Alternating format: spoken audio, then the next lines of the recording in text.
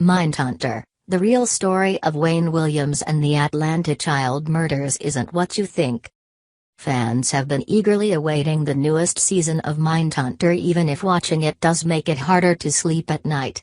There's something about watching FBI agents Holden, Ford and Bill Tench get into the minds of killers that's totally addictive.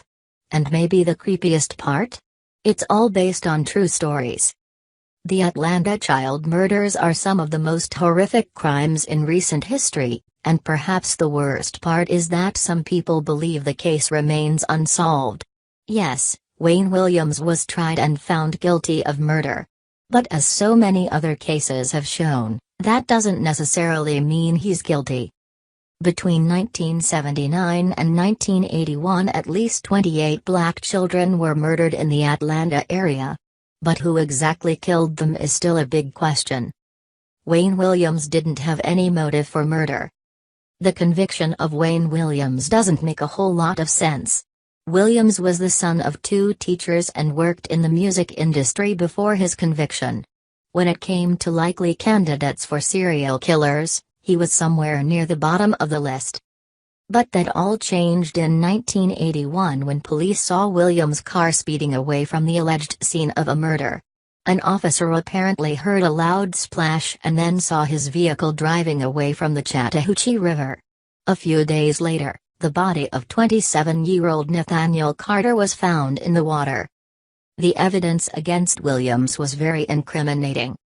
It's not like Williams was sentenced to life in prison for just a splash. There was more than that. Though he denies murdering anyone, his alibi of why he was in the area at the time was disproven. Plus, carpet fibers matching his home were found on the victim's body, plus dog hairs matching his pet. Wayne Williams was also caught handing out flyers requesting kids aged 11-21 to audition for a music group. All of this evidence is circumstantial, but put together it doesn't look too promising for Williams. Still, he proclaimed his innocence the whole time. Who really killed all those little kids? Williams' lawyer had a theory for who murdered those children if his client did not. White supremacist and KKK member Charles T. Sanders was one of the original suspects in the case. A friend apparently admitted that Sanders was bragging to committing the murders. It's also worth mentioning that Sanders had the same kind of dog as Wayne Williams. Real-life Mindhunter profiler John Douglas believed that Wayne Williams was probably the true murderer, however. In his profile of Williams, Douglas wrote, "The Atlanta child killings commenced when stress in the life of Wayne Williams became unbearable." While fairly bright and articulate, Williams found himself falling to one failure after another.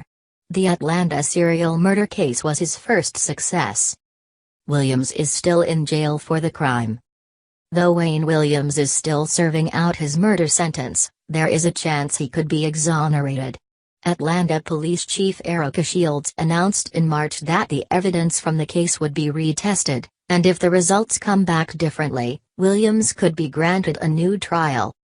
Maybe convicted murderer Wayne Williams really was in the wrong place at the wrong time, just like he said.